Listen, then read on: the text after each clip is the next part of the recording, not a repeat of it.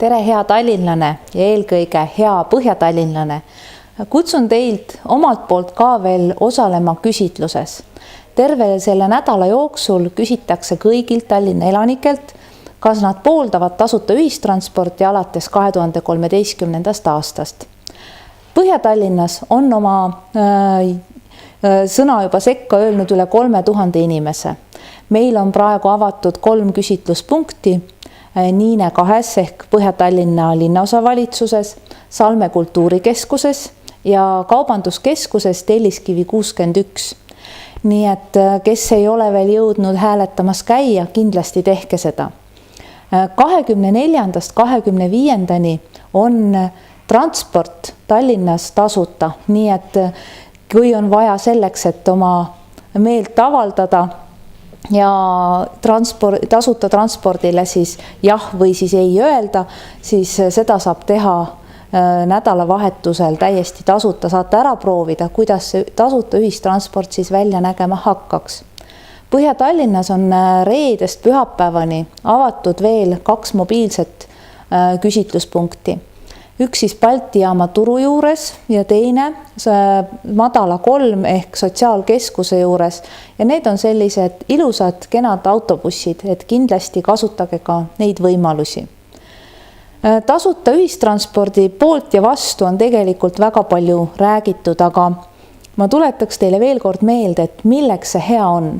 Hea on ta eelkõige sellepärast, et kindlasti jätab ta väga paljudele raha taskusse, sest kulud on väga palju suurenenud, eelkõige mis puudutab toasooja, mis puudutab toiduaineid ja just Põhja-Tallinnas olen seda praktiliselt iga päev näinud, kui keeruline on peredel hakkama saada.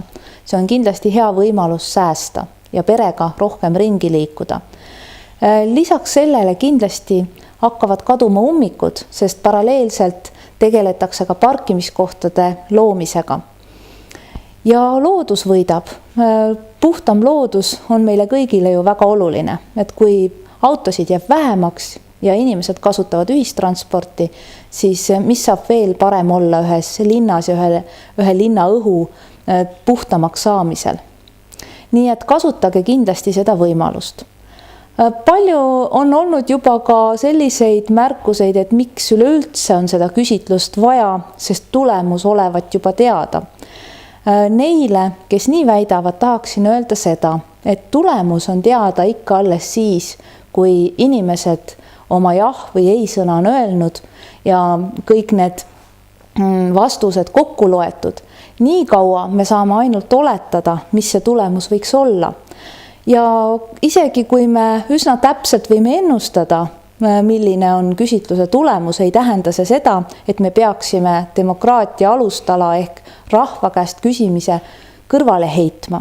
Samamoodi oleks võinud ju ära jätta sellisel juhul 2011 augustis toimunud presidendivalimised, sest eks oli meile peaaegu kõigile selge, et presidendina jätkab härra Ilves. See oli juba kokku lepitud, aga vaatamata sellele toimusid ju ikkagi valimised. Samamoodi, kui me nüüd tuletame meelde 2011 märts Riigikogu valimisi, siis tänane ja ka tollane peaminister ennustas väga täpselt palju kohti Reformierakond saab, ehk talle oli tulemus justkui juba teada, aga valimisi ei saa ju sellepärast ära jätta. Nii et demokraatia aluseks on küsida rahvalt, mida nad arvavad ja tulemus on ikka alles siis teada, kui rahvas on sõna sekka öelnud. Nii et tulge ja hääletage tasuta ühistranspordi poolt. Aitäh ja nägemist!